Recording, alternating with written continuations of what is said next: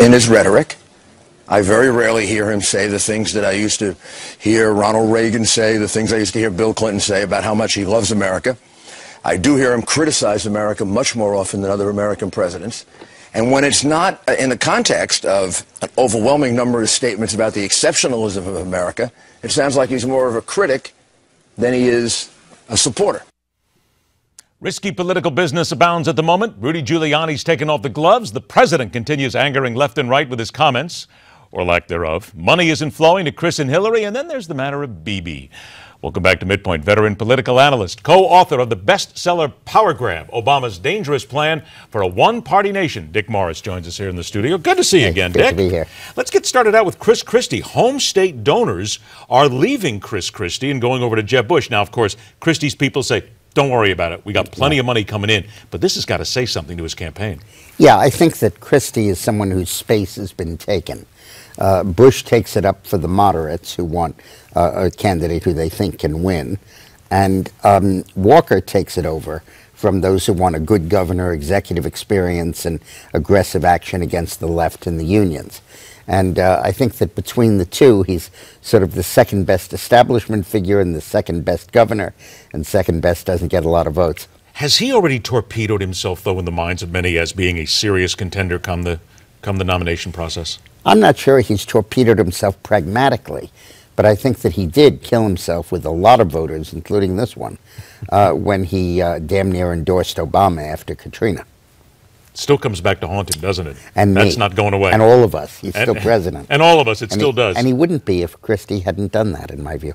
All right, let's go ahead and turn to Jeb Bush a little bit here, because I know your column now talks about Jeb Bush this week, and this whole desire and this need, this urgent need, that he has got to get out from underneath the shadow of his brother one way or another.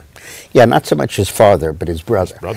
We forget how unpopular Jeb Bush was, George W. Bush was, during his last months as president.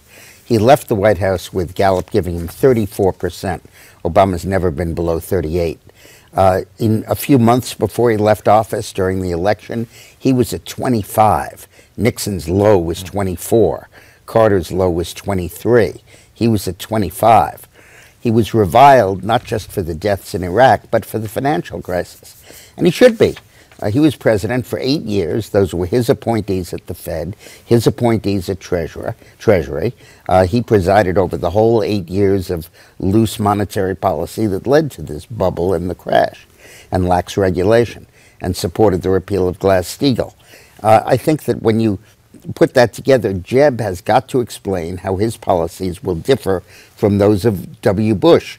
Otherwise, he'll have to eat those policies for breakfast. But does he have to come right out, as many people have said, and point to his brother and say, my brother got it wrong, my brother made the mistake? Because he doesn't seem to be willing to say that just yet. Well, I don't think he has to use the B word. I think he can get up there and say the policies of the United States in the last 20 years, whether under the Democrats or the Republicans, led to this lax regulation, this bubble economics, these artificially low interest rates that triggered this. And under my presidency, that won't happen. He also, I think, needs to be very explicit about his brother's errors in Iraq, staying the course for that long period and racking up those casualties now, obviously, to very little effect. Does he need to be a little more forceful? Because there are people that I hear when they talk about him and his appearances that he seems to lay back, he's a nice guy, he's very erudite in many cases, but they want him to attack, feeling that's what the Republicans need right now. I think that's true. I think we have to realize that the Republican voters this year are auditioning. It's not just a question of who they like and support and agree with. It's an audition. Which of you guys would be the best candidate to take on Hillary? And they attach an urgency to that. And I think that they're concerned that Bush would open up this can of worms. Jeb Bush's real opponent is George W. Bush. If he can get out from under that shadow, differentiate himself from that record, then he has a very good shot. You mentioned Hillary. Two-part question then for her. She has been very quiet here in the last couple of months. You would have to, I think, launch a campaign or an investigation to find her.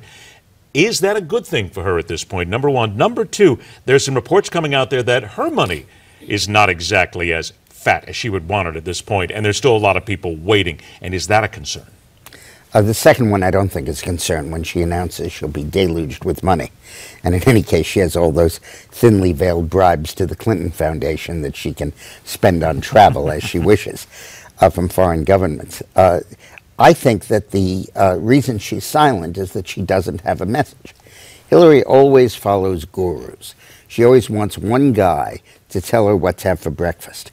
And I know because for years I was that. Mark Penn was that.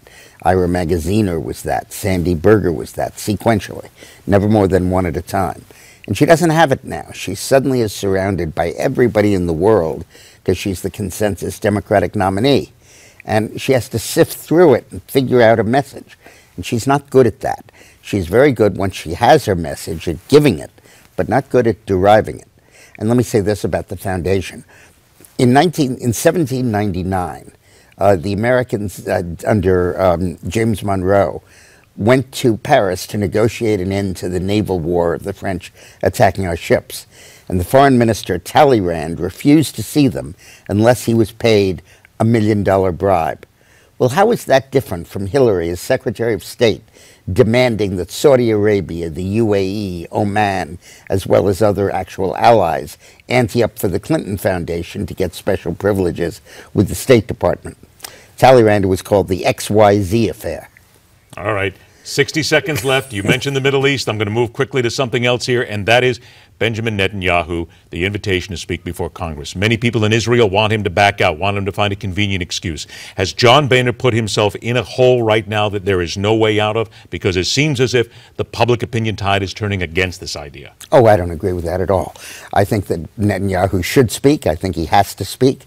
I think that it's a very important point of view. I think after he speaks, it's going to fundamentally change the American attitude toward the Iranian negotiation, and I think that it will help him get reelected Prime Minister of Israel. I absolutely think he should speak, and I applaud Boehner for his courage in doing that. There is no shift in public opinion. It's still 2-1 that they want Netanyahu to speak, and they're mad at Obama for not giving him the courtesy that he should extend to our strongest ally in the region. There are some people out there, though. There are some, and you know, you've read them too, some of the columnists who are saying it's not a good idea, but we'll have to wait and see. Let's be sure that you get your copy of Dick Morris' best-selling book, Power Grab. Visit powergrab411.com. That's Obama's dangerous plan for a one-party nation. Always a pleasure, my friend. Good to see you again. We'll talk to you again real soon. Good. Freedom of the press, apparently not so free in the United States, according to one set of interesting numbers. That's coming up next, where we question everything right here on MidPoint.